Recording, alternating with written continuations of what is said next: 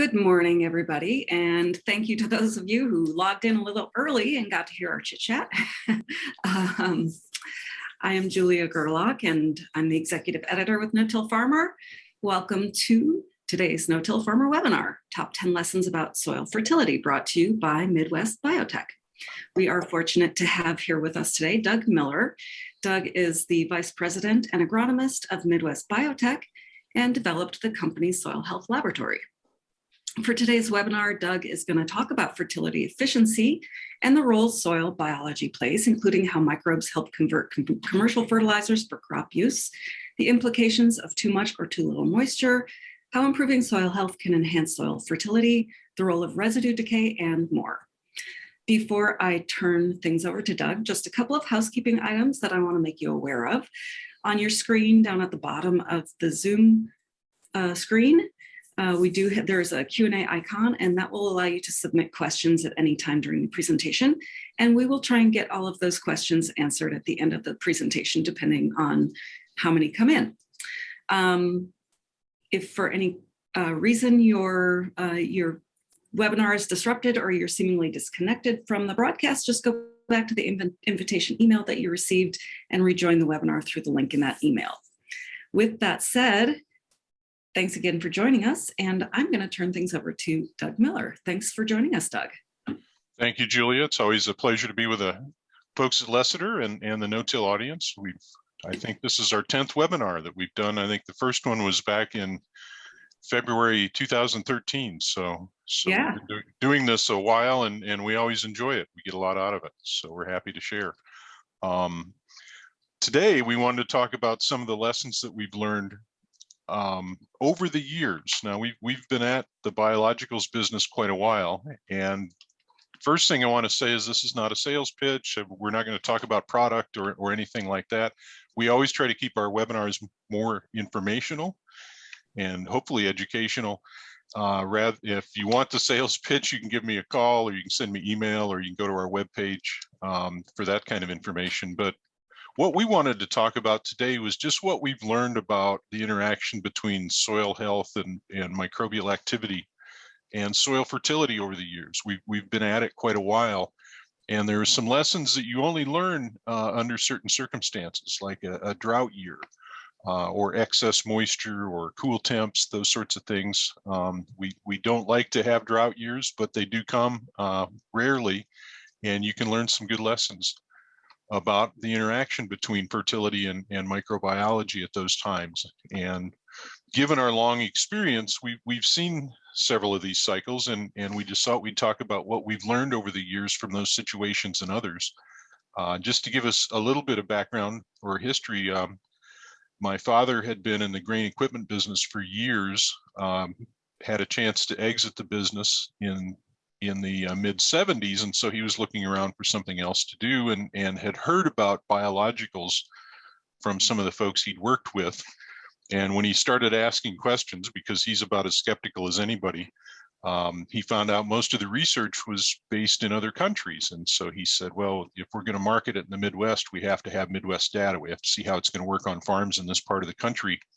And so we started on our own farm in 1978 with test plots, and of course he set up plots around with other places and people that he knew.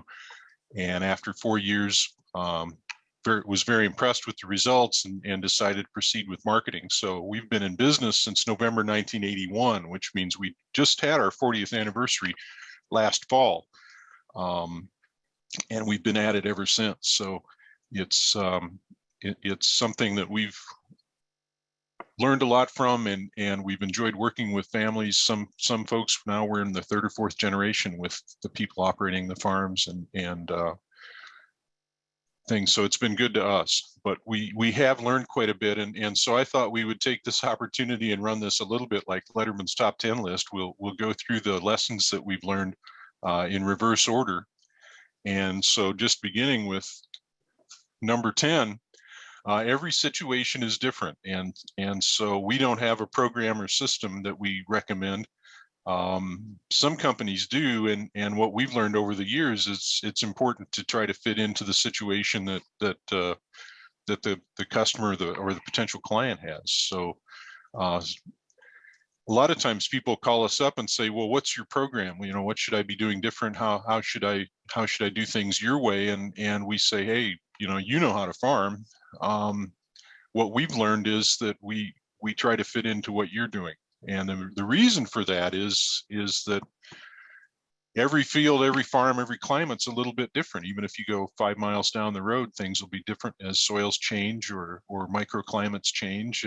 And so usually the people operating the land know those things best. And we don't want to go make radical changes. And so typically we like to ask a lot of questions of people. How are you getting along? What are you doing that's successful? And how can we fit into that? And for that reason, it's also important to keep close contact with our customers because things change. They'll change tillage, they'll change their rotations, they'll change all sorts of things, and that can affect biology and how their fields are performing. And so it's a case where every situation is really different, and consequently, you have to fit in with what's been successful at a particular location. So that's just one thing that we've learned over the years. We don't have the program you do because you know what's successful in your area.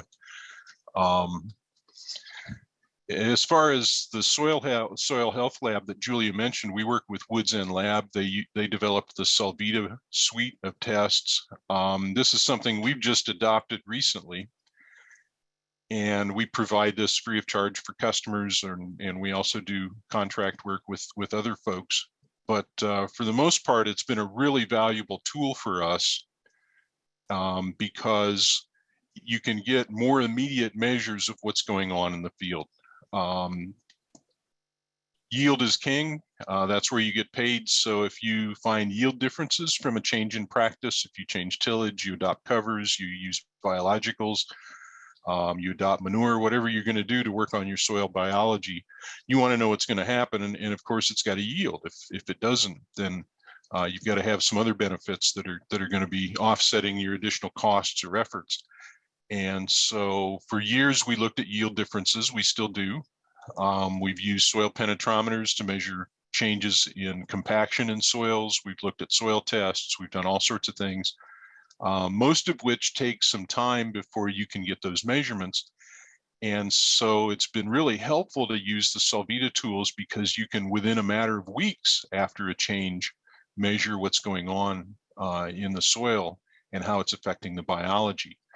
In particular, I've got some results that I'll share next that are based on the Solvita CO2 burst test, which measures the amount of carbon dioxide respired by the microbes in a soil sample. And so the picture here is the sample jar. You take a small soil sample, put it in there with one of the Solvita sensors that picks up CO2, and then you measure the change based on the color change in that sample probe. There are other ways of doing this. Most of the commercial soil labs will use either this tool or others. And of course, there are lots of other measures of soil health. This is just one that we find works really well for us. We're not terribly smart or sophisticated, so this is an easy test. We can run it, and we get really useful results. So we've been really happy to use this tool for the last 4 years in the lab that we've developed. Just as we're active and we respire carbon dioxide, this microbial activity in the soil also releases CO2. Now we think, gee, that might be a bad thing because CO2 is a greenhouse gas. But what that activity indicates is that as CO2 is released, there's also carbon being sequestered in that soil sample by the microbial activity. It's a leaky process, and what you measure is the amount that's emitted rather than sequestered. So that activity is net a good thing. And so consequently, we like to see soils that have high activity, and the test helps measure that. The number 9 lesson we've learned over the years is that moisture matters. The amount of moisture in the soil has a huge impact on the amount of biological activity in that soil. If the conditions are too dry or too wet, those microbes will go dormant until the situation improves. And so what we did was use the first test at different moisture levels for soil samples. We used a local silt loam soil, so it's an actual farm soil. We like it because it's a very nice test matrix. So when we do these sorts of tests in the lab, we use this soil because it's not especially high performing, but it is relatively biologically active. It's got a lot of other nice properties, and so the only thing we did here was we took one large sample, divided it up, and then applied different amounts of moisture to it, representative of percent of field capacity. So we went from 20% field capacity up to a saturated soil, 120% of field capacity, and just measured how much activity there is there as you vary that amount of moisture. We held the temperature constant, so really the only variation here was the amount of water that soil was treated with. The soil was initially dry, so there was no moisture present in it at the time, and that way we can get a fairly accurate measure of that impact of moisture change. And what we see is that the moisture does matter. If you have a relatively dry soil, 20% of field capacity is roughly equivalent to having a 1/4 inch rain that soaks into the top foot of your soil. So there's some moisture there. It's not saturated, it's not muddy or wet, but there is some moisture there. And what we see is that biological activity is about 70 parts per million, which is good, not great. And then it ramps up as you approach more saturation. So if you double it to 40, roughly a 2.5 inch rain soaks into the top foot of soil, you're going to increase that biological activity by almost twice. It's going to roughly double, and then it increases again until you get up just under 80% of your field capacity.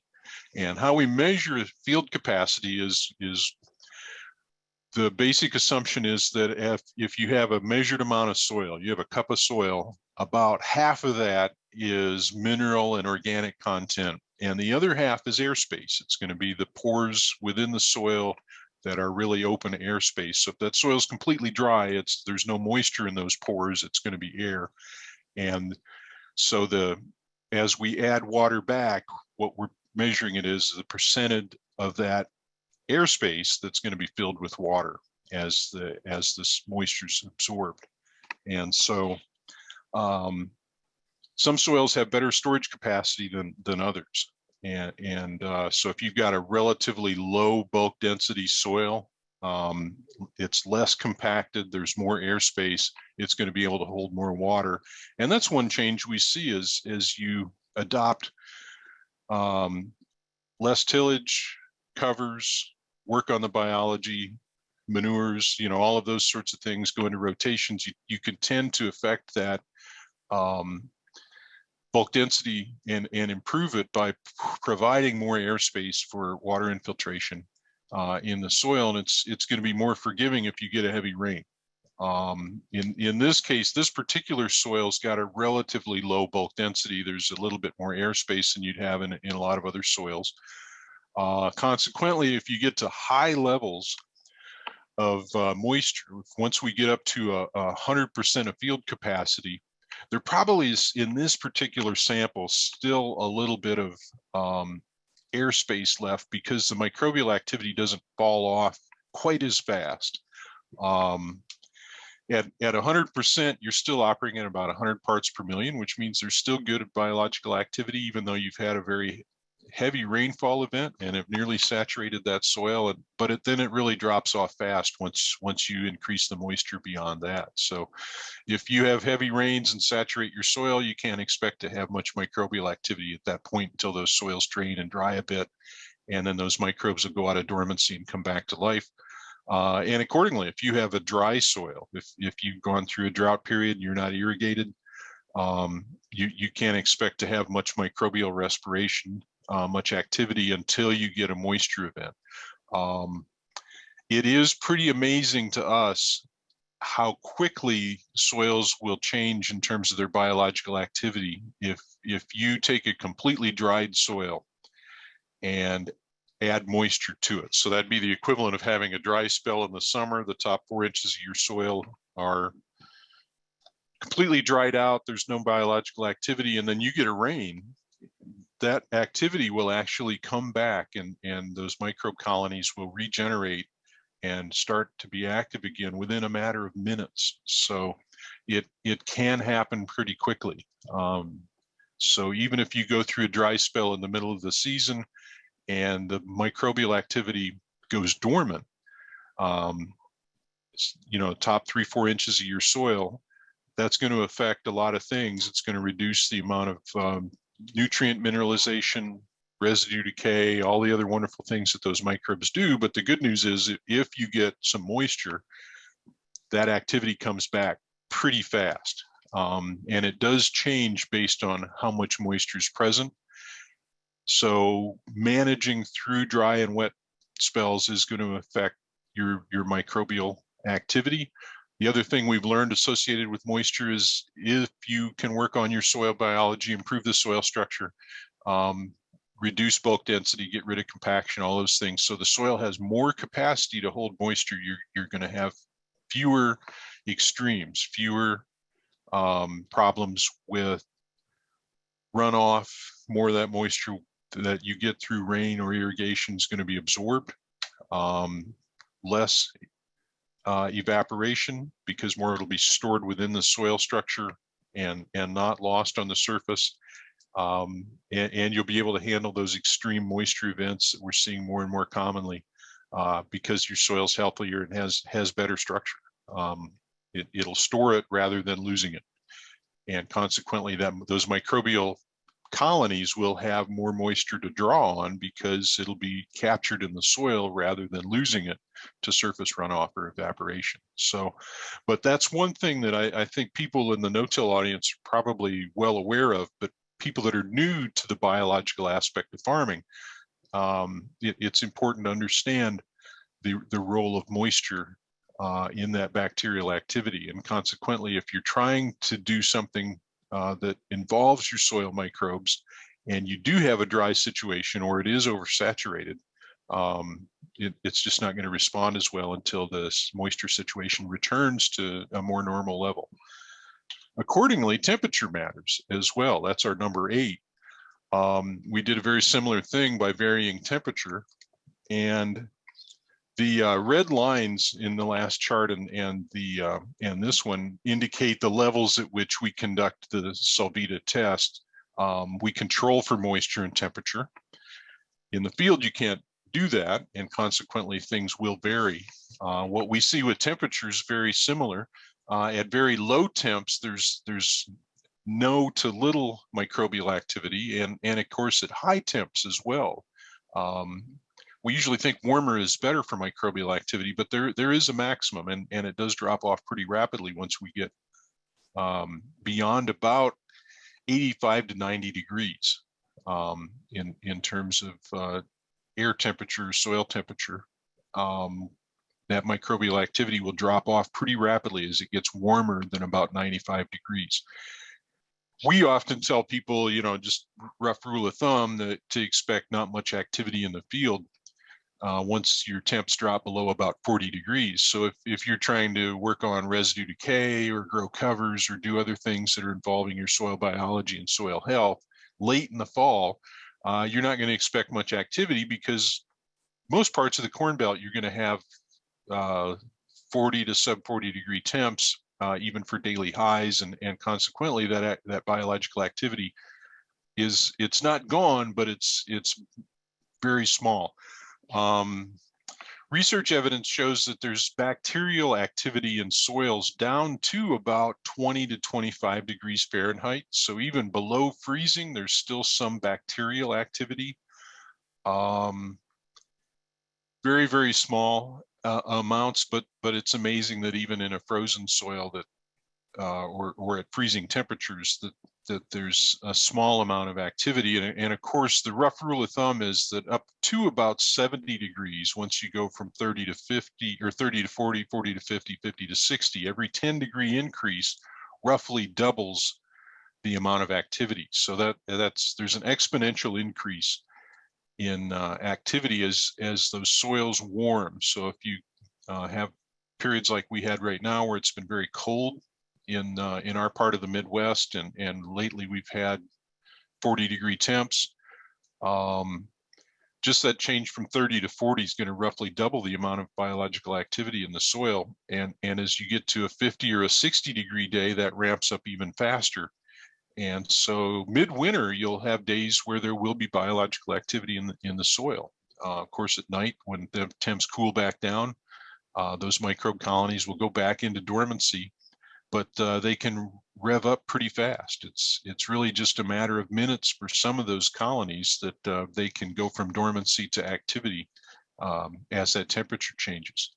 And once you get above about 70 degrees, then the rate of increase slows, peaks out again at somewhere between 85 and 90 degrees, and then drops off pretty rapidly after you get up above 95 to 100. So if you have a very warm climate, you hit some hot days in the summer, that microbial activity is going to drop off, and so your nitrogen mineralization and all the other things that the microbes are involved on is going to drop off pretty rapidly until you get more moderate temperatures, either in the evening or during a cooler spell. Amazingly, even above 110 degrees, there is some bacterial activity. Most of the research studies point to a maximum of about 45 degrees Celsius, or somewhere between about 115, 120 degrees Fahrenheit is the max for bacterial activity. So that even in really warm situations, you're going to have some, and of course it depends on your region. Your soil livestock, your soil microbes are going to be acclimated to temperatures in your area. So you go to a more southern climate in the U.S. and you're going to have different microbes that are active at different levels. They're going to be acclimated to the warmer temps you see in that particular zone. So these numbers are for a more moderate climate like ours here, but that's what we see. And amazingly, these changes can occur pretty quickly. The amount of microbial respiration, the amount of CO2 generated by a soil sample as you just increase temperature a little bit can happen pretty fast. At farm shows and other events, we have a Solvita tool that measures constant CO2 respiration. And so it's minute by minute. And if you just put your hands on the test vessel and warm it up a couple of degrees, just with the warmth from your hands, you'll see that change within the measurements just in a few minutes. So that activity responds pretty quickly to temperature changes.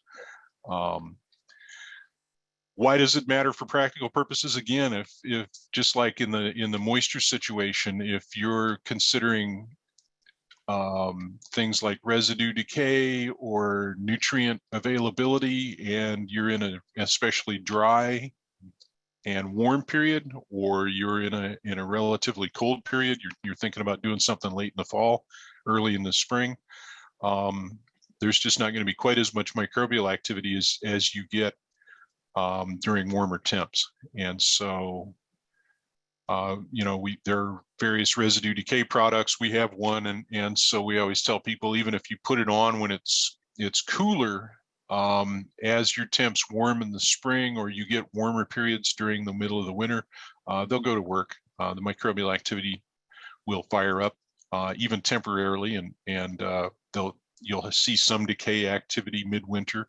if you get the right temps. And of course, as you move into spring, that activity is going to ramp up pretty fast as you move from 40-degree to 50-degree days, and from 50 to 60 and 60 to 70 as you move further into those spring periods and the temps are with you. So that's, again, something we've been able to measure in the lab using the Solvita tools, and it's pretty informative. But on the surface, it seems to make common sense, but a lot of times we even have to remind ourselves, hey, what's the temperature? What's the moisture situation in the field? We better ask what people expect for weather for the next 2 weeks. how much rain have they had? What's their soil moisture situation? When they start to ask us questions about what's going on in the field, we have to know these things in order to understand their situation. Every situation is different. Okay, this is the most controversial one. This comes from my father. And I asked for his input because he's got a lot more experience than I do. It's one of those situations where he's forgot more than I'll ever know about soil health and biology and things like that because of his long experience with it. And the one rule that he's told people about over the years is that if you apply extra nitrogen, it can come back and bite you, especially if you run into dry conditions. And this observation goes back to his experience in 1988, which was a major drought year in most parts of the Corn Belt. We'd been doing testing at that point about 12 years. We'd been marketing for 7 or 8, and so we were still relatively new at it. He had a lot of test plots at that time, all around the Midwest, and so they were doing quite a bit of testing, and he also paid attention to other tests results that were published, the seed corn trials that they're published in most of the farm papers and things like that. And one of the first things that sold him on a biological approach to farming was the potential to reduce nutrient inputs and still produce top yields. And because that was one of the first really strong results he got out of the testing we did on our farm before we started actively marketing biologicals. And so he's always talked about, hey, people are putting on too much nitrogen, you can do with less. And in 1988, the thing he observed was that those plots that had higher levels of N typically had lower yields during the drought. Now, the reason this is controversial is because this particular observation runs counter to some of the agronomy research you'll see out there. There's not a lot of studies on this, the impact of nitrogen variation during dry conditions. But if you look it up, there have been some studies that have been carefully done. And typically what you see is that there's either no relationship between water applied or the amount of moisture available in a crop and the level of nitrogen applied, or that nitrogen actually helps yield as things get drier. And the typical explanation for this is that if you can build a larger biomass, more leaf surface in particular on crops like corn, and it gets dry, then that biomass, that leaf surface area, will help shade the soil and you'll have less evaporation. Consequently, there'll be more moisture available from soil sources. Even though it's limited, more of that moisture that's there will be available to the plant. And consequently, you'll have a slight yield bump by having put on more nitrogen to build that plant surface, the leaf surface area, to protect the soil during a dry period. And so some of the results show that it doesn't really matter. Nitrogen levels don't have any real relationship. Others will show that it actually has a positive effect. I think if you get down to it, what my father was observing is that in 1988, it was dry in a lot of areas early. And so that excess nitrogen wasn't there to help build biomass early in the season. It simply wasn't available to those plants because of the limited moisture. And so they weren't able to build leaf surface area that shaded the ground and as much. And so you didn't get that evaporation protection that you get in some of the studies that have been published. So it depends on the year, depends on how the drought develops. Is it the sort of thing where you had normal moisture early in the season, but then ran into dry conditions? Was it a situation where it was dry all year? And so you didn't have that benefit?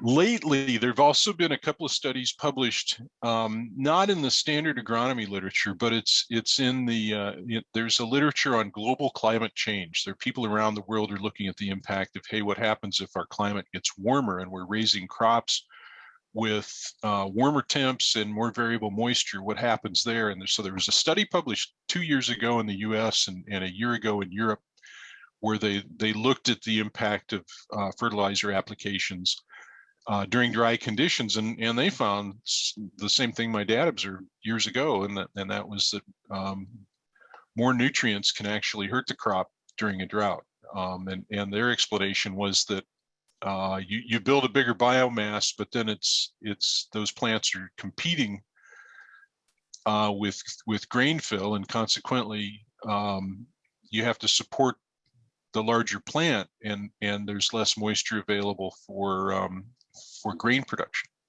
in the plant. You could debate that quite a bit too, and this is relatively new research, but I think we're going to see more focus on this, especially as people are concerned more about the impact of climate change, and so consequently that I think this research will continue. But if you ask my dad, this belongs on the list, and it's very interesting. It's something that he's observed, he believes in wholeheartedly, and consequently it's another reason he tells people to cut back on nutrient levels, because if you have a soil with the biology system working for you, you don't need all those excess nutrients to begin with. And so I put it on the list based on his experience, and that's something that he observed first in 1988. We've had several drought cycles, either broad spread like 2012 or more localized. For example, in our area last summer, we were really dry. There was a band that extended roughly from Davenport, Iowa to Rochelle, Illinois. And if you just went north or south about 10 miles, the moisture situation was completely different. But right in our area we basically had a drought July and August. And so we had completely different conditions here than you'd see just a few miles away. So that's our number 7.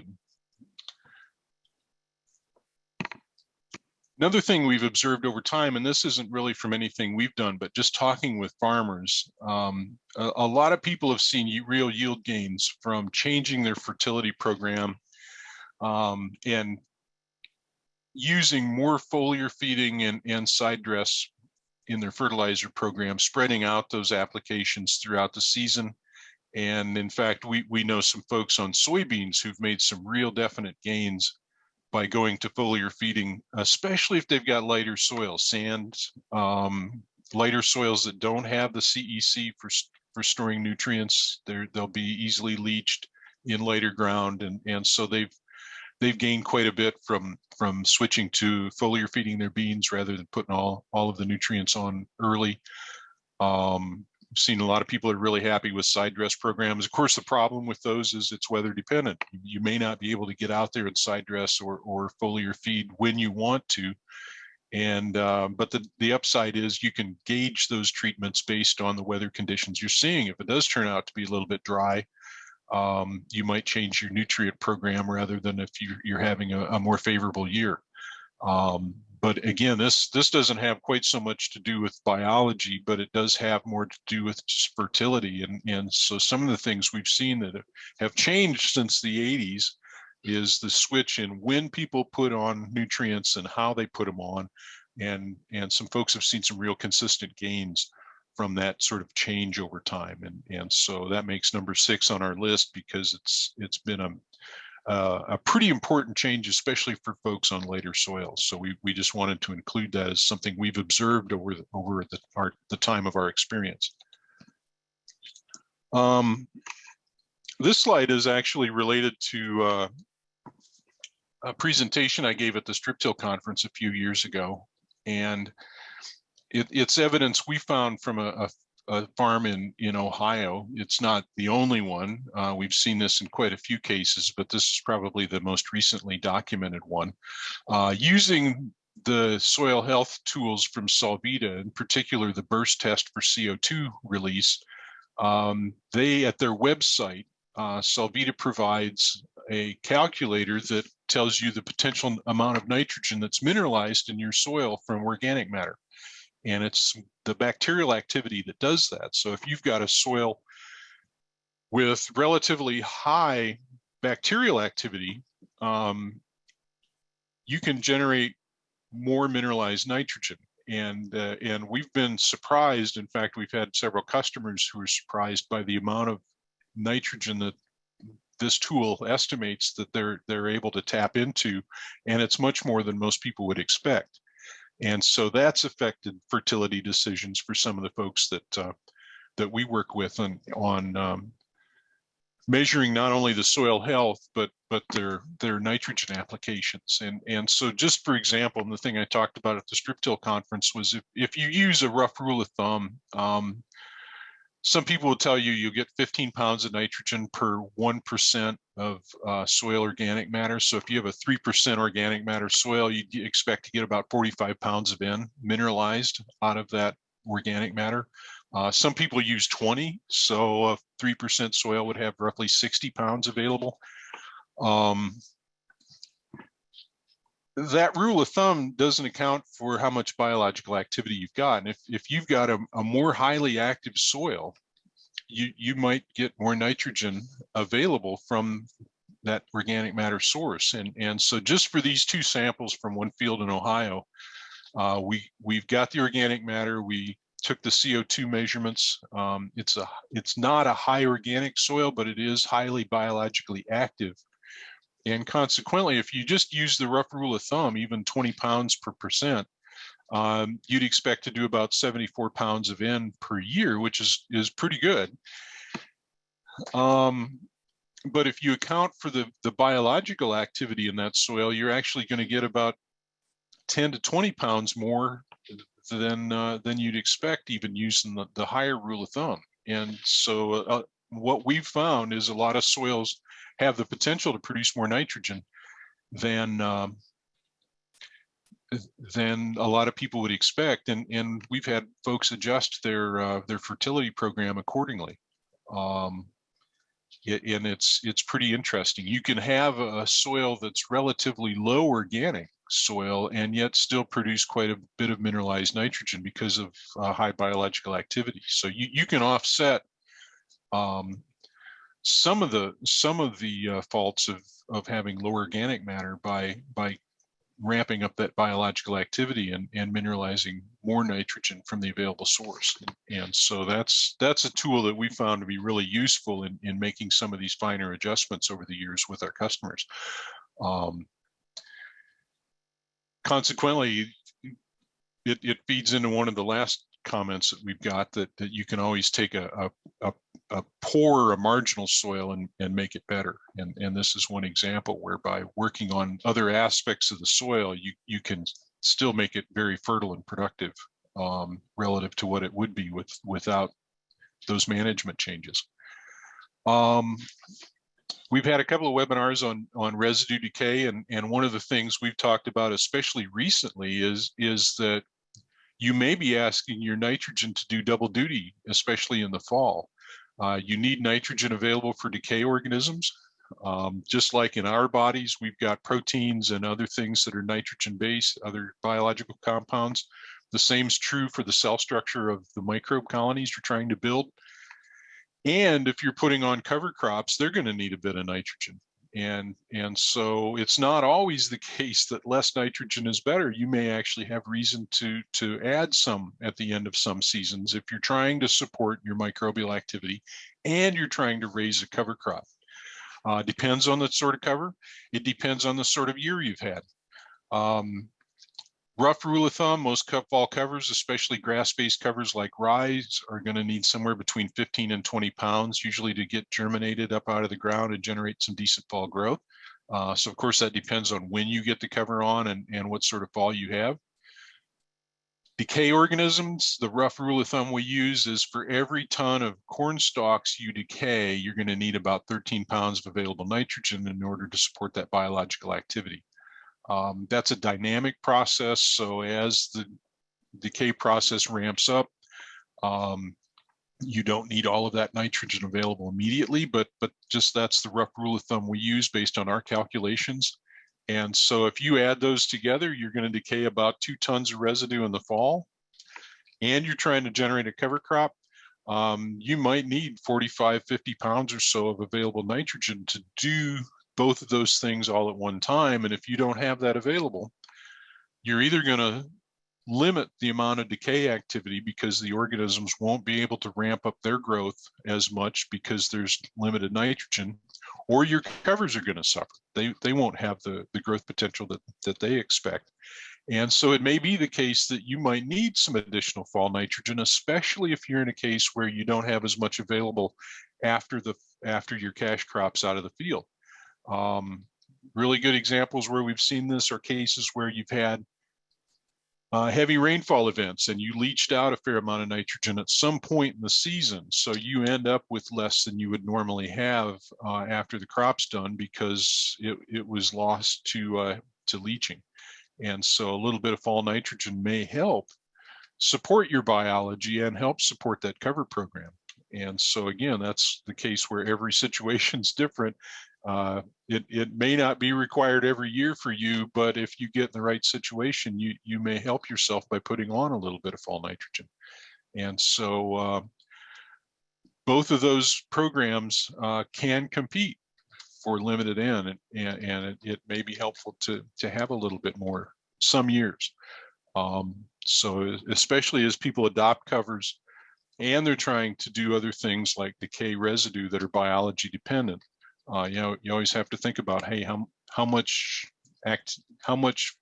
food do I have to support those sources, and should I help them out?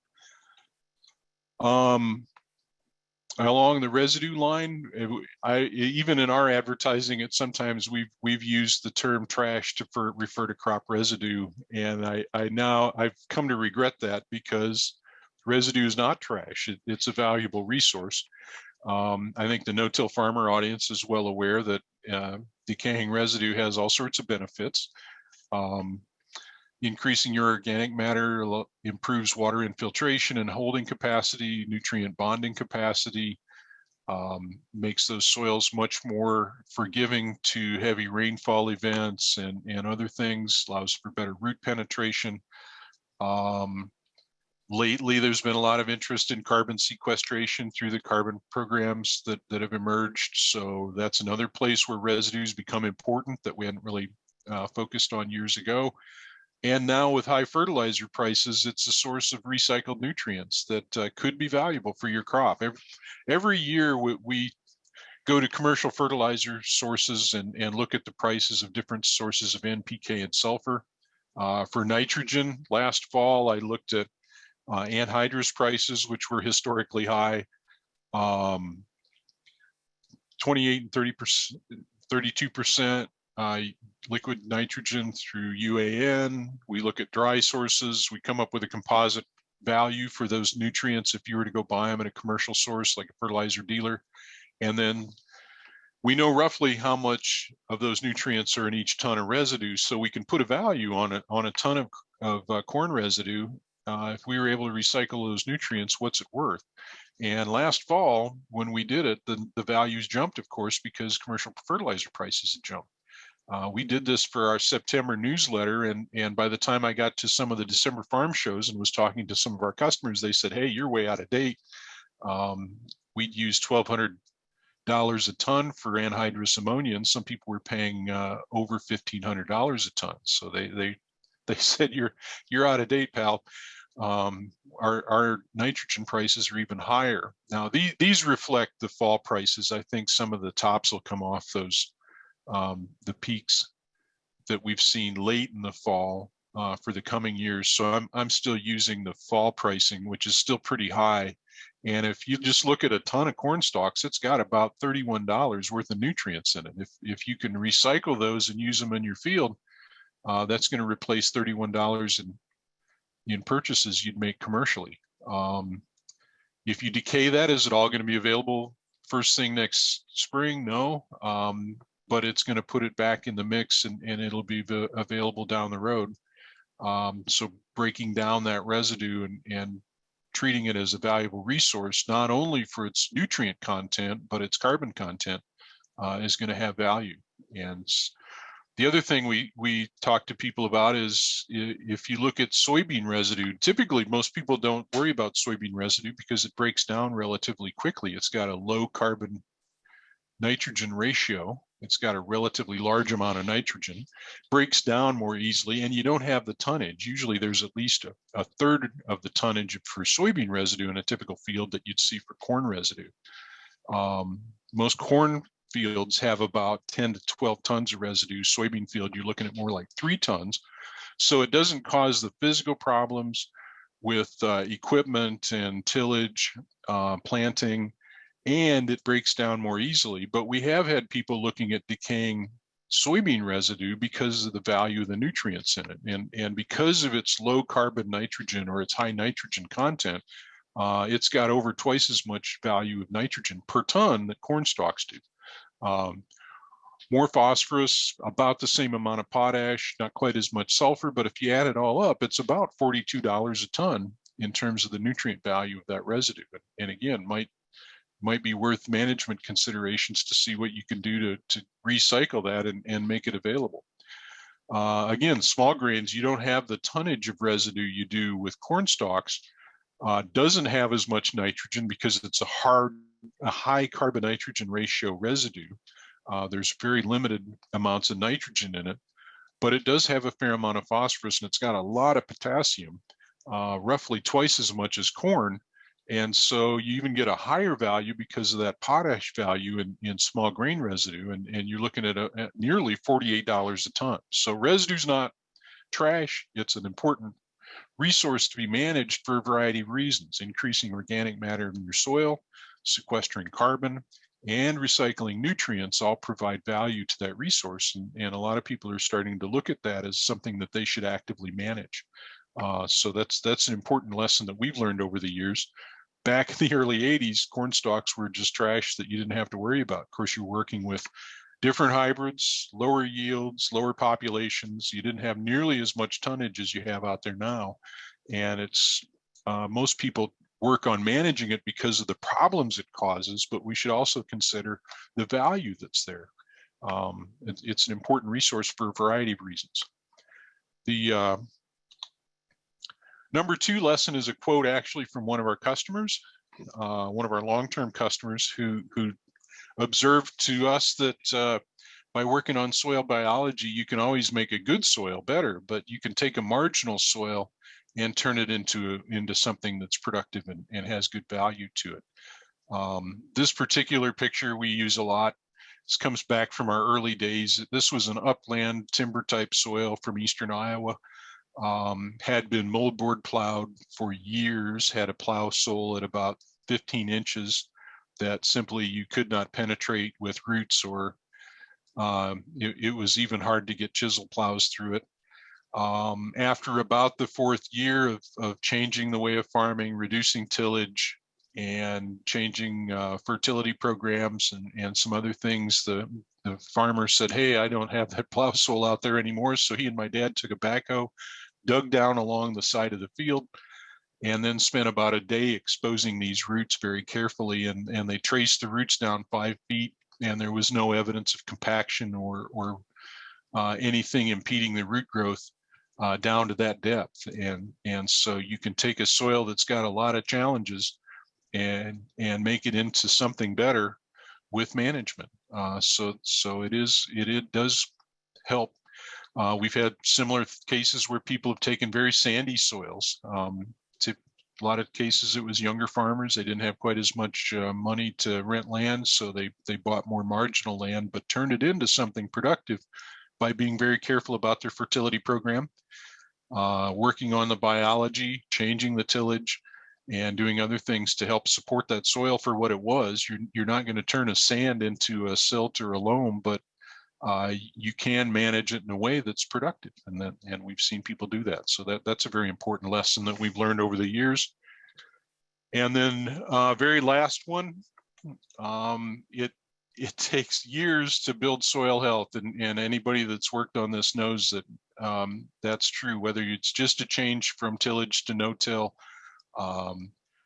adoption of cover crops, use of biologicals, incorporating manures, anything like that. The most common statement you hear is it'll take about 3 to 5 years to see any real change in the soil. And we've seen that too. It takes a while to make these changes. It doesn't happen overnight, but you can harm progress that you've made in a very short period of time. Just one quick example, and this comes from an extension meeting I was at on soil health a few years ago. The university extension folks had a speaker who was also farming, had a 10-acre patch between his place and the neighbors. And the neighbor kids got an ATV one summer, and after his crops were off that 10-acre field between the two places, the kids asked if they could ride their ATV out there on the corn stalks, and he said, yeah, no problem. So they were out there most of the fall riding around. Didn't have a lot of weight to it, so it wasn't like running heavy equipment, but just an ATV and some teenagers riding around. But they did so repeatedly throughout the fall. And the guy said that, you know, the next spring he could see where they were riding. They had kind of a figure-8 circuit. He could see it on his down pressure maps from his planter. And then in the fall, he got the yield maps out, and based on his best estimate, it was something like an 8 to 10 bushel corn yield loss in those places where the soil got compacted just from that light activity. It wasn't a heavy equipment, but it was repeated. And it surprised him, and it surprised me as well, that just that sort of activity can have an impact on a soil and its ability to perform. And so sometimes you have to get out on wet soils with heavy equipment, and there are other things you have to do, but it will have a pretty immediate impact on soil health and the productivity of that soil, whether it's intended or not. And so that's always something to keep in the back of your mind. What am I doing to help, and what can I do not to hurt? And that's probably our number one lesson that we've learned over the 40 years. So with that, Julia, I'll turn it back to you. And I think we got time for a few questions. Yeah, we do. And thank you so much, Doug. That was really very interesting. I'm especially surprised with that last tip, how quickly damage can be done. I mean, that's a sobering thought. So I appreciate that. We do have some questions, and the first one comes from John Gullickson, and this was regarding your tip number 8 about temperature matters. And he was just wondering, is that air or soil temperature? That is, those measurements were taken in the lab, so that it would be the same. Air and soil temperature would be the same because the soils were in a lab. So in the field, that's going to differ. So typically your soil temperature is not going to vary quite as much with the air temperature. So what I would use is that's the temperature at the soil surface. So it's more affected by the air temperature. Okay. All right. And then William Gibson has more of a comment, but it might be something that you want to respond to. This was regarding the yield drop with the excess nitrogen. He says yield drop related to excess nitrogen during dry periods can be the negative effect of nitrogen on soil priming or microbial mineralization of soil organic matter, which is stimulated by labile carbon releases as carbon food for microbes. Do you want to comment on that? I would agree. I think that's one of the things that's going on in the soil, that the nitrogen affects carbon. The other thing and again, I don't think this is very well understood because these drought periods come along so relatively rare. You know, some of the other research in this area looks at amino acid production within the plant, that it tends to ramp up during dry periods, and that is negatively correlated with yield. So it could be something that going on with the amino acids within the plant.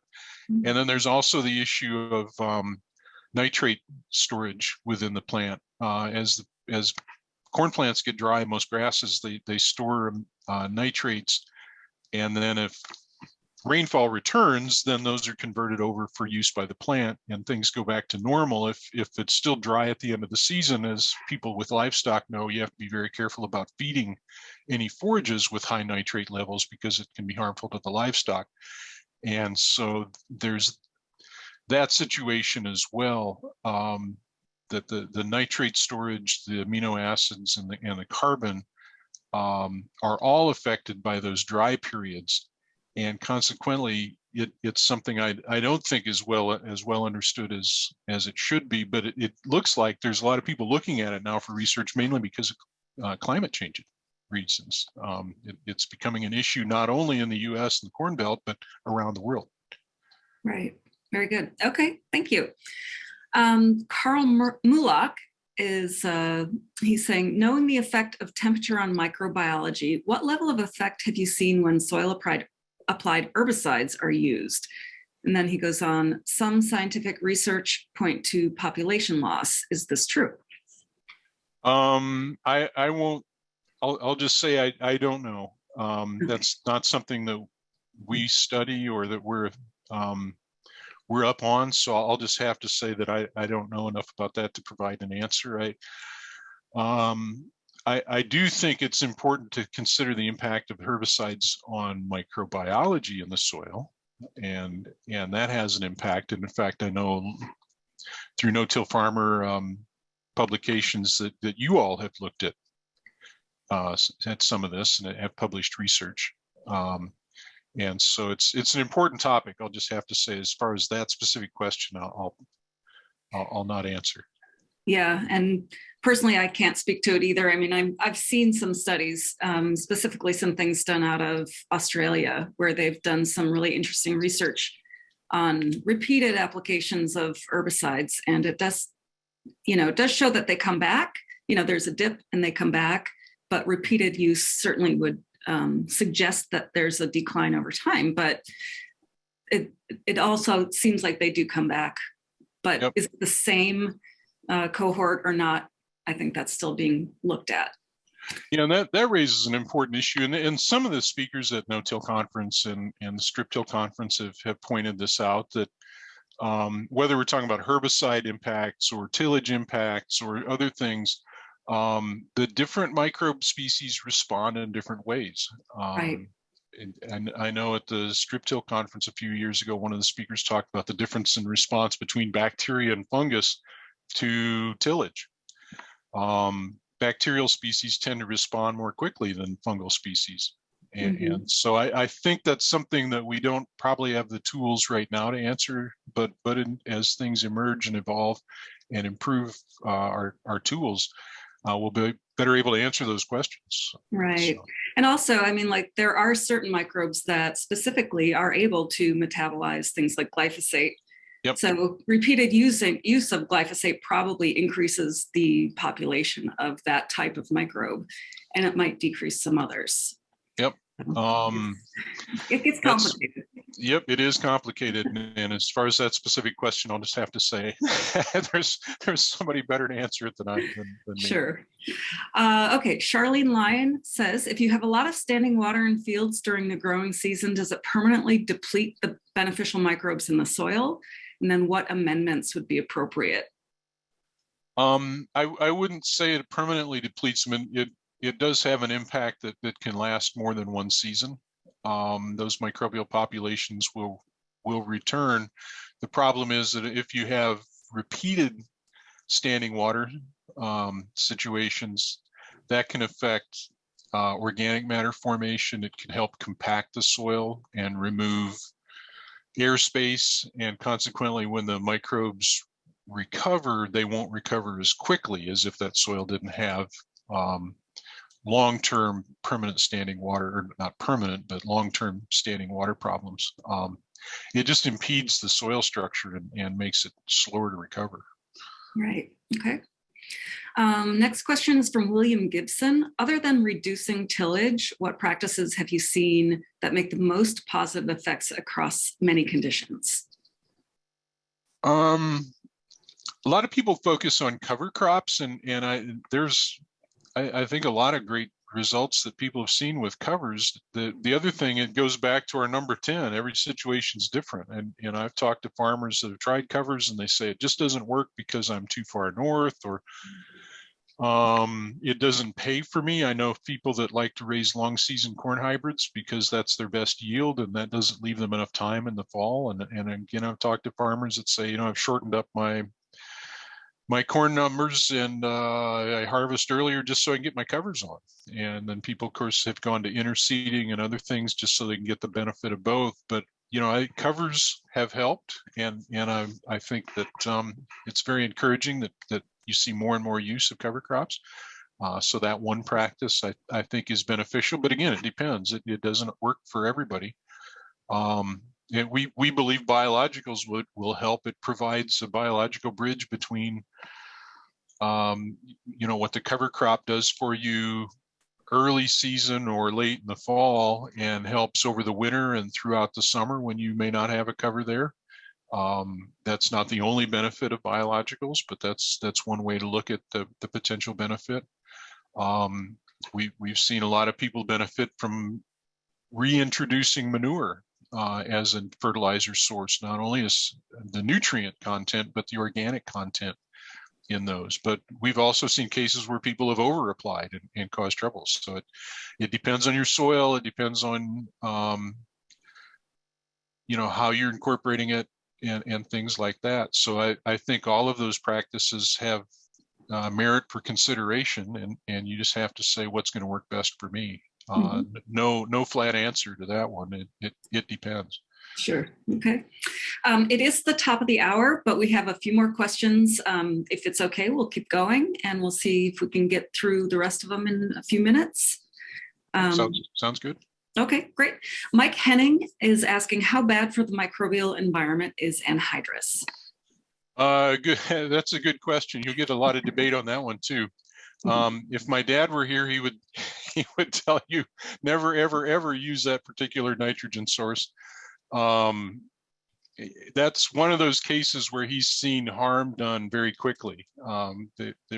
He's been in fields where they've had good soil structure, good activity, great rooting depth, great drainage, and then somebody, because of low crop prices or whatever, switched to anhydrous because it is cheaper per ton than any other source of nitrogen, and actually go backwards.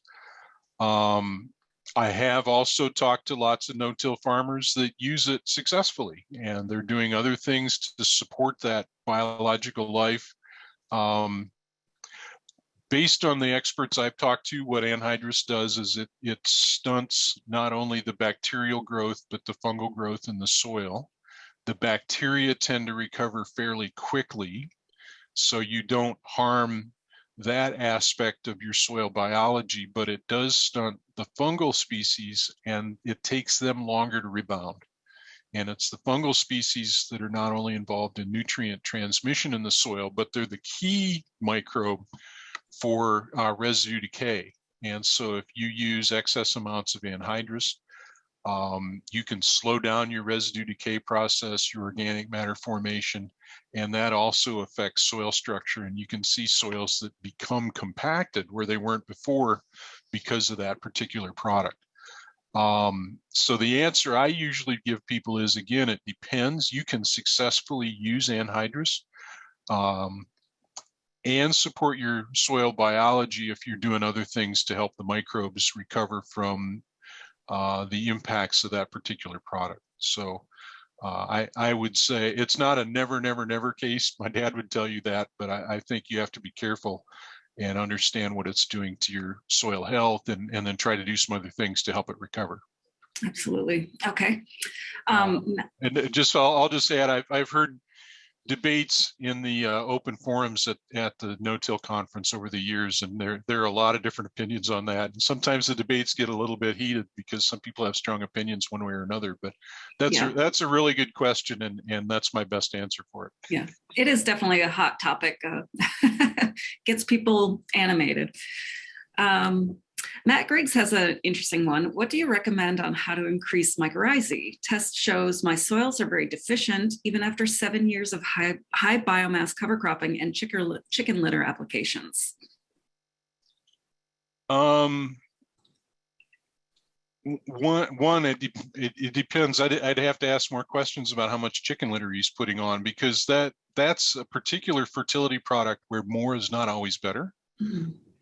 We've actually seen people over apply that particular manure source, and it can work against your soil biology.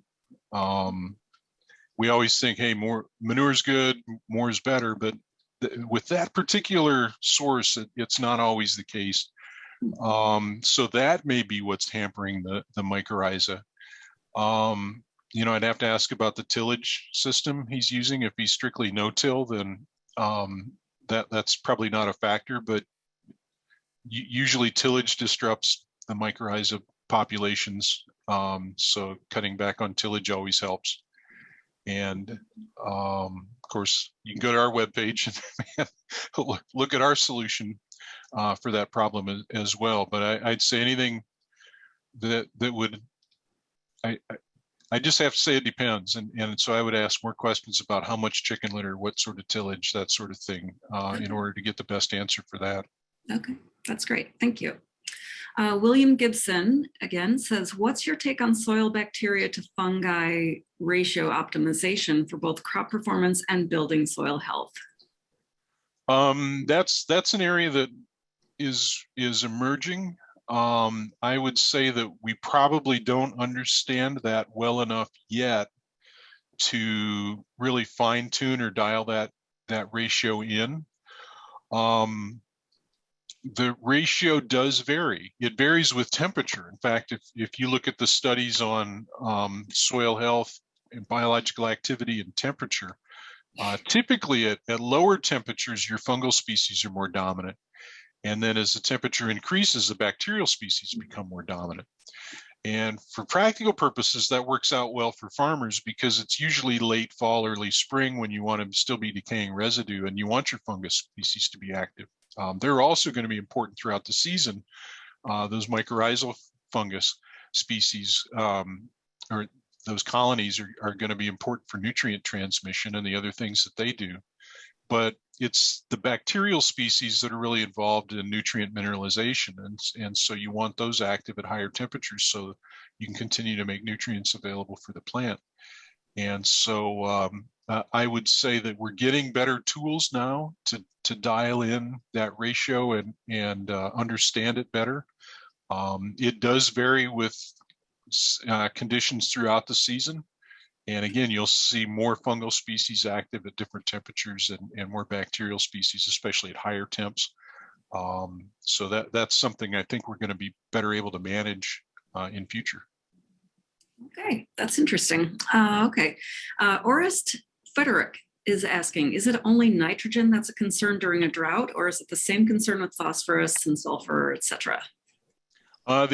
We typically pay most attention to nitrogen, but there's the other nutrients are affected as well. 2012, for example, there were potash deficiencies that showed up very early that year because it was dry starting early in 2012 in a lot of areas, not every place in the Corn Belt, but with potash, again, that's a nutrient that's mineralized by microbial activity. And so if it's dry, you've got less microbial activity. You also have less rooting growth, and that affects uptake of all the nutrients, potash, nitrogen, and the others. So if you have limited root growth due to dry conditions and less mineralization, the plants are going to get less NPK. And so early in the season, those potash deficiencies were showing up in a lot of fields. We saw it, and it's been reported elsewhere. But the other nutrients are affected. We usually pay most attention to nitrogen, but it does affect the other nutrients as well. Okay, gotcha. Thank you. William Gibson has another comment. He says, I just read new research on recovery of soil microbes from drying and re-wetting that showed the fastest recovery of respiration due to faster recovery by fungi than by bacteria. Trichoderma, one of the fungi noted to recover rapidly. Yep, they do recover at different rates, and it depends on the species. So some microbes will recolonize or come back to activity faster than others as you take a completely dry soil and re-wet it. Yep, I'll agree with that. Okay, great. Stephanie McLean, she's saying, looking at number 9, moisture matters, for the Solvita test results under different moisture amounts, the soil is dried and crushed before wetting back up. Does this crushing process impact biology? And then is your re-wetting process when you're changing the amount of water being used to represent the different levels of field capacity? Yeah, first, the soil is rolled rather than crushed. So if you go to a commercial soil lab, they'll use a hammer mill and they just pulverize that soil.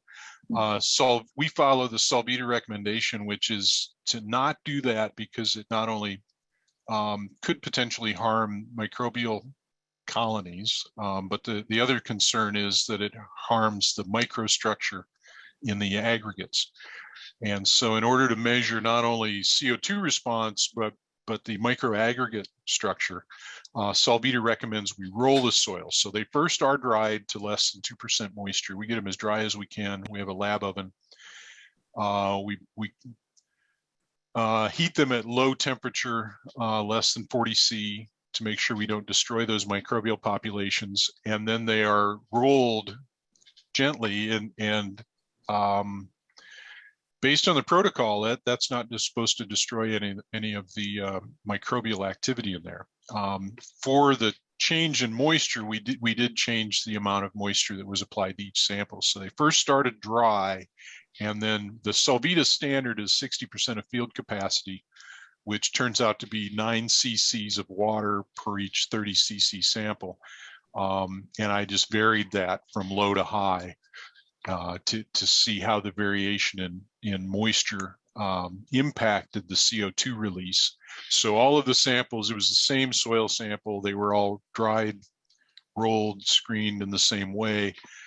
So I started with one bulk matrix and then divided it out into the separate samples and then put different amounts of water. They were all incubated at the same temperature. So the only thing that really changed there was the moisture content. Okay, great. Thank you. Carlos Sanchez is asking, can you mention what benefits cover crops bring when implemented with no-till? And thank you for sharing your knowledge. Well, the folks at Lessiter have much better information about that than I do. Because just about every one of your publications has that. But as far as covers, you know, I'm old enough that back in the old days when I was in college, they only talked about 3 benefits to covers, and that is nutrient management, water management, and reducing soil erosion. One of the benefits of recent cover crop research is the acknowledgement that the root exudates put out by those covers late in the season and early in the season helps support your biology in the soil. And so it's not only the important effect of nutrient and water management and making sure that soil is protected from wind erosion over winter by having that biomass there, but also the effect it has below ground. And so I've been on farms where people have got covers on late, and you know they sort of apologized and said, you know, we couldn't combine until late, and we got this cover on, and you know it doesn't look that good. There's only an inch or two growth above ground, and so we dig in, and I'd say, well, yeah, but you got 4 inches of rooting below the soil. That's really where the important activity is. You're not providing quite as much cover to the surface, but it's what's going on below ground that's important in those cases. So it was worth putting the cover out for that reason, just alone, let alone the other things it's doing. And so I think in a no-till situation especially, it helps with building soil structures so those soils drain better. You get better water infiltration. The soils tend to warm better through the biological activity. They warm better in the spring. And I've been at the no-till conference. There's a famous picture from France that's showed about every 3rd year in somebody's slide presentation where they had a conventional tillage and a no-till field side by side. I think they'd been that way for 10 or 20 years, and there's snow on the tilled side of the field and no snow on the no-till side because of the warmth and the biological activity that was generated where the tillage had been reduced. And so there are lots of benefits to incorporating covers in no-till that we see. Yeah, thank you. Yeah, they definitely go hand in hand. Now, this is Matt Griggs again, and he's the one with the poultry litter. He just wanted to chime in with a couple of, it's 1.5 tons per acre of poultry litter, and he's never till. And you might want to follow up with him separately, but I don't know if that helps in your analysis at all. Yep. Yeah. So yeah, that's probably the best thing, is just to follow up. Sure. Follow up afterwards. But yeah, those are the sorts of questions you have to ask when somebody's in a situation like that. It's important to know those amounts and the role of tillage in the operation. Okay. Well, we'll get his email address to you, and then you can follow up with him. Lena Miller is saying, I'm not entirely sure I understand this, but it's versus anhydrous. Do what other things to help soil health when using it? Not sure exactly how to interpret that. Yeah, I guess the way it sounded to me is, if I'm using anhydrous, what else should I do? Oh, okay. And the things we've seen and what people have told me is that they always use anhydrous in relatively low amounts. So they're either using it, it's rare, but occasionally you'll hear somebody using it for side dressing. They'll use it for fall nitrogen, but not as they approach planting. But the bottom line is it doesn't really seem to cause quite as much harm if you're at low levels, and it's just part of a fertility program. And of course, all of the other things you can do to support biology, covers, incorporating manure, rotations are really important, so that you're not applying anhydrous, say, to corn every year. But if you've got a wheat, especially wheat or beans, where you wouldn't be using that particular source of nitrogen, 1 or 2 years throughout the rotation. And of course, we've seen great results with using biological products to help overcome those issues as well, and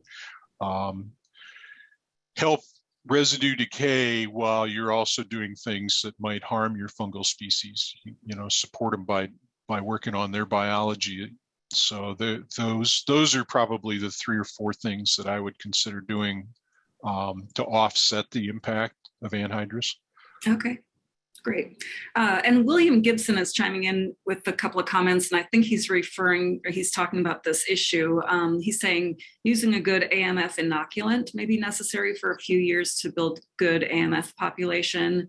He also says growing sorghum Sudan family with AMF inoculant or right after a crop that was inoculated, as these are known to build AMF populations. Yeah, so we get a lot of questions about inoculants, and if you're in a situation where you really have a shortage of one particular type of species, then that can help. So if you're putting soybeans on ground that's never had beans, people have successfully done it. It helps to inoculate if you've disturbed the land because you cleared fences or took timber out or something like that. Extreme temperature, moisture events can help, that sort of thing. So inoculants will help, and that's another tool in the toolkit to use to help support biology. Blanket use of them, we found people that always inoculate everything. That's just what they do. And then we've got other people that say, after I've got my soil health working with me, I really haven't had to inoculate anything because I've got adequate biological activity in my field without having to add any more colonies to the mix. I just support what I have. One thing about an inoculant-based treatments is it depends on what you put them with. So if you're putting them on treated seed that has insecticides or fungicides, you may have loss of the inoculum because they're killed by the pesticides. They have shelf life issues. They're sensitive to heat and light. And they may be attacked. I've seen several agronomy studies that show that non-native species are attacked by the ones native to the soil, even if they're of the same species. And so you get competition between colonies that are of the same species, but native versus non-native. And that can affect the performance of inoculum. So that's one tool, but again, you have to understand the situation in order to know what to expect from it. Yeah, okay, good. We have a couple more questions. Elton Mao, and this is regarding the slide about residues not trash. How many tons per acre of residue will wheat produce is his question. I would say roughly 3 to 5 tons. It depends on how heavily it's sown. It depends on, the season as far as how much straw was produced. And of course that includes the straw. So if you're baling straw off the wheat, then that's going to definitely affect your tonnage by more than half. I mean, there's quite a bit of tonnage of wheat residue at ground level, and then if you include what's below ground, there's even more, because one of the fabulous things about wheat is its rooting ability. It's really great in a rotation because of the amount of biomass produced below the soil. But as far as tonnage, I would say just roughly 3 to 5 tons, but it does depend on the year and then what you're doing with the straw. Okay, great. Maxime is asking, what about efficient microorganism injection with strip-till?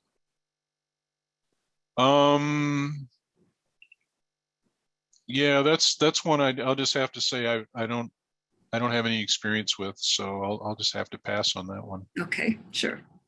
Mike Henning says, in South Central Iowa, I have a hard time getting much growth from any legumes in my covers after corn and soybeans. Do I get any benefit from minimal growth of legumes as far as diversity goes and developing a variety of microbes, even though I don't have much growth of anything besides cereal rye? Yeah, that's the situation where I would look at the rooting growth of the legumes, because even if you don't get much top growth, as long as they're rooting and nodulating, you're going to get benefit from the fixed nitrogen. And we have seen, and in fact, I presented this at the strip-till conference a few years ago, but we have done side-by-side comparisons just on different kinds of covers using the Solvita tools. And there was a case in southern Indiana where one of our customers always rotated corn, beans, wheat, and then after the wheat came off, would put in his rye cover. Did that for years, was really happy with it. And his seed guy talked him into trying a mix. And so he had side-by-side rye cover with the mix. And we were out there late in May, and there wasn't a lot of growth because it'd been kind of a wet, cold spring. So he said, gee, my cover doesn't look as good as I would like, but here it is. And so we took samples from both parts of the field, and it was nearly 20% more microbial activity based on CO2 respiration where he had the mix. So I think there is benefit to the mix. We've seen it. And the question about, hey, what are the legumes doing? I would say I would look below the soil surface. That's probably where the benefit of those legumes is at, even if you're not getting a lot of above ground growth. So that's what I would say to answer that question is look below the surface and see what they're doing for you.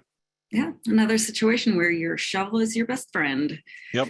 Okay, one more from William Gibson. What is your take on chelating nutrients, especially foliar and especially micronutrients? What are the chelators you've seen that work best? I would say one, it's important to have chelated micronutrients. That's the simple answer. I think most people would agree with that. As far as which chelating agent to use, that's not my expertise, so I'll pass on that part. But we have a foliar product with chelated micronutrients and wouldn't go without. That's really important to preserve those nutrients, make sure that they're going to work for you. But in terms of which agent to use, I'll just say that's a little bit beyond my experience. You'll have to talk to somebody smarter than me to answer that one. All Very good. Well, thank you, Doug. That was the last question we had. And William and Gibson, who have a few questions, did also want to say thank you for the great presentation. So that was really interesting, really a lot of good information. Before we conclude, for anybody who's still here with us, we are going to send you a little questionnaire after you log off. We'd really appreciate it if you fill that out and submit it. Will help us with planning for future webinars. Also want to let you know that we are recording this, and we will make a replay of this available on our website later today, and you will also get an email about that. So, or just go back to no-tillfarmer.com later this afternoon and you can find it. So once again, I'd like to thank Doug Miller for leading this discussion, and also thank Midwest Biotech for sponsoring the webinar. And I want to thank our producer today, John Bennett, for helping us out. And of course, I want to thank you all for joining us. So Doug, thanks again so much for all your knowledge and expertise and for being with us today. Well, my pleasure. We've always enjoyed this and found it to be really valuable, Julia. So we appreciate the work you guys are doing, and John behind the scenes and all the other folks at Lessiter. Well, thank you so much. We really appreciate you. And thanks again to everybody who joined us. Hope you all have a great day and have a wonderful kickoff to the planting season when it comes around, which will be here soon. Thanks again. Take care.